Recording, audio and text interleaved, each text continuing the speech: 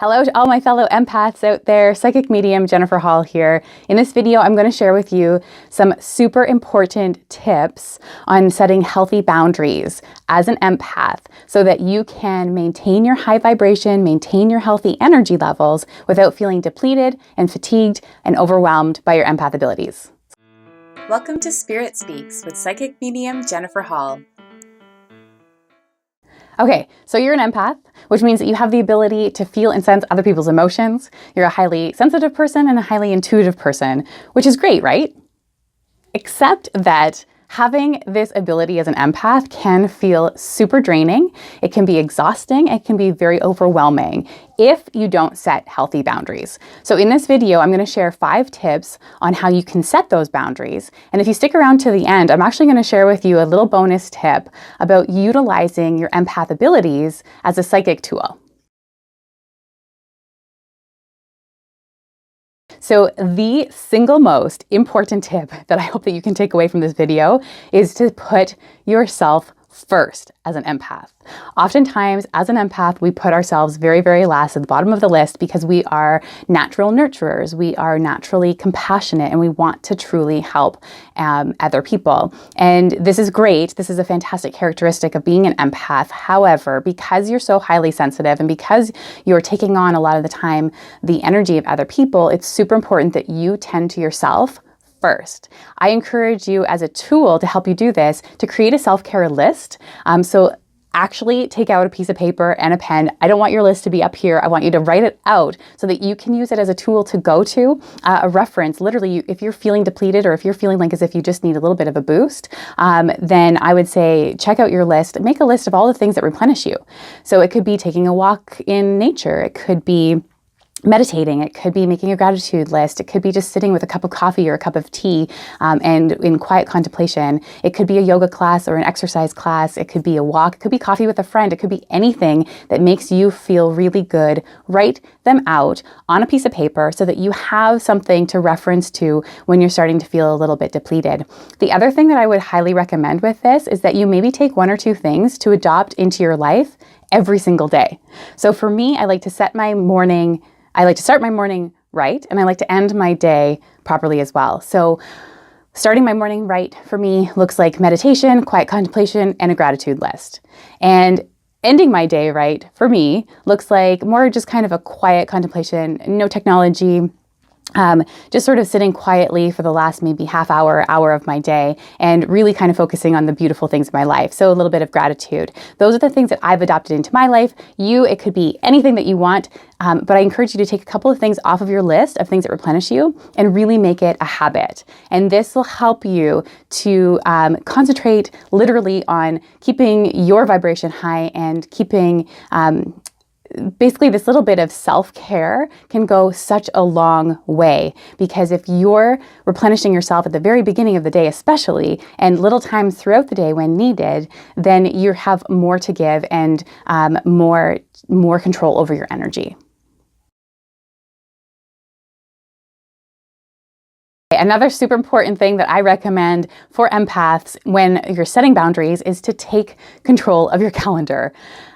Empaths have such a hard time saying no. So I encourage you to take control of your calendar, set it up at the beginning of the month, the beginning of the week, or the beginning of the day, whatever works best for you. I personally like to do it at the beginning of the month and schedule in all of the things that are important for my family, for me first, then my family, then, my husband and I together, and then friends, whatever it is, however you set up your priorities. And basically map that out at the beginning of the month if you can, or the beginning of the week at least, and know what you can handle. So as things kind of pop up, as invitations come up sporadically or spontaneously throughout the week or days or months, then you can have a look at your calendar and truly decide, take a moment and say, is this invitation going to replenish me? Is it going to make me feel good? Or is it going to deplete me? Is it going to create overwhelmment? Is it going to create some anxiety? How is this going to make me feel? And as empaths, one really cool characteristic is that you truly know yourself so well,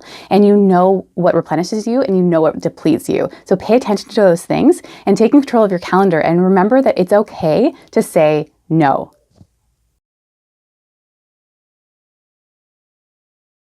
So tip number 3 actually revolves around your energy field.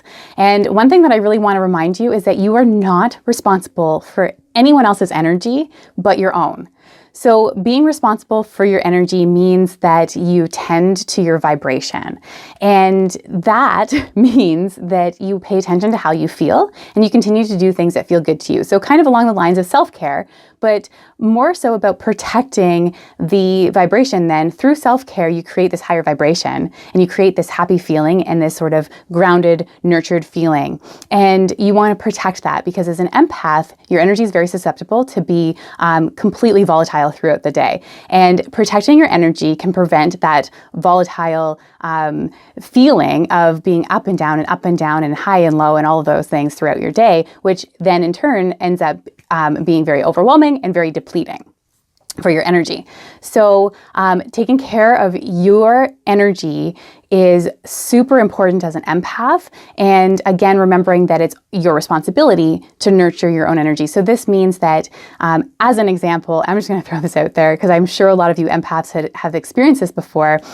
Somebody knocks on your door, they knock on your cubicle at work, or they call you up on the phone and it's somebody that you know and they say, I really need to talk.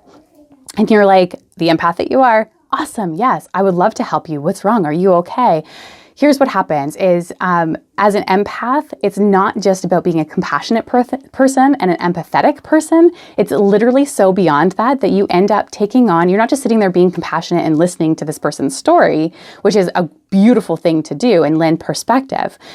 As an empath, you're actually physically exchanging energy with that person, which means that you're picking up what they're feeling, what they're sensing, the emotions, and even those of others that are a part of their story or that are affecting them in their lives. So you're feeling all of that, and oftentimes you're taking it on as your own energy, which is usually why this kind of volatile feeling happens to follow us throughout our days, because you're mixing up your energy with other people's. So taking responsibility of your own energy means protecting it and keeping yourself kind of in a little bubble. And I don't mean literally like hibernating or keeping yourself away from people.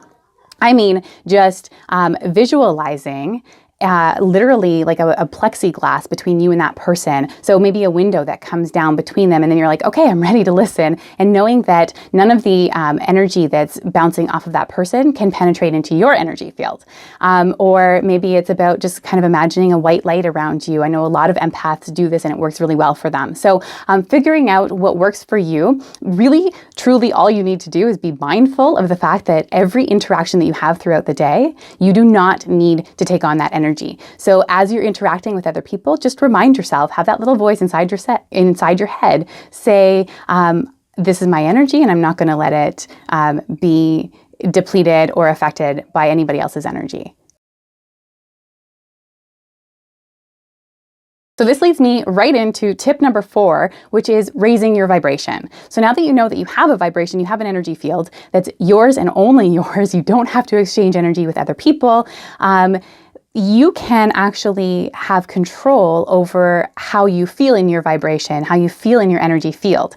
Meaning that if you choose mindfully what you do in your day, the people that you spend time with, the activities that you put time into, if you choose those things mindfully, always choosing things that make you feel good, that make you feel happy, that help you experience more joy in your life, and really kind of doing less of those things that drain you and make you feel a little bit tired or overwhelmed or anxious, then you can have so much control over your abilities as an empath. And this is a super important thing to do when you're setting boundaries. So this really looks like, again, picking and choosing all those things. You can go to your self-care list for this if you want to, adopting more of those things into your day.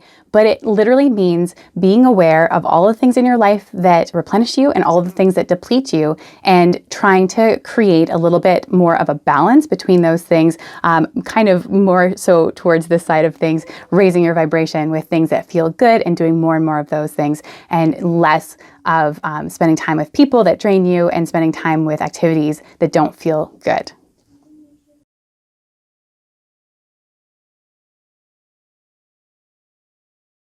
My last tip about setting boundaries for empaths is actually deciding what you want to be an empath about. So as I mentioned at the beginning of this video, being an empath can be such a gift. It can be a beautiful thing because you truly have that insight into other people and what they're feeling, what they're sensing. And our whole entire lives are revolved around relationships with other people.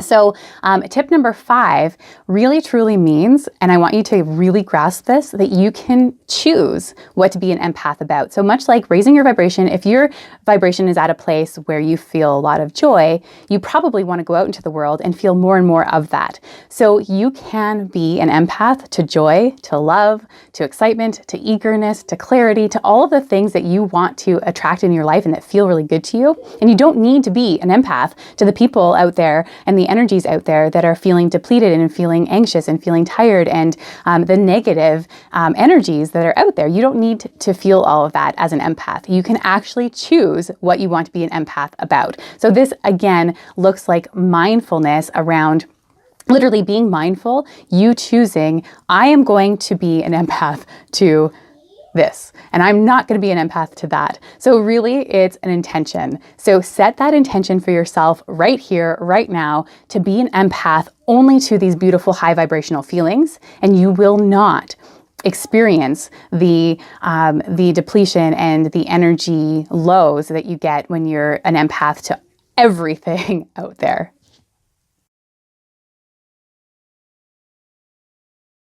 Thank you for sticking around to the end of my video. As promised, I'm going to share with you a bonus tip, and that is that you can actually use your empath abilities as a psychic tool, which means that you have super control over this beautiful ability to feel and sense other people's emotions. So you can actually utilize that to navigate through the relationships in your life. Once you have set boundaries, healthy ones, like the ones that we talked about in this video, you actually have the ability to, as I mentioned in tip number 5, to control what you're an empath around.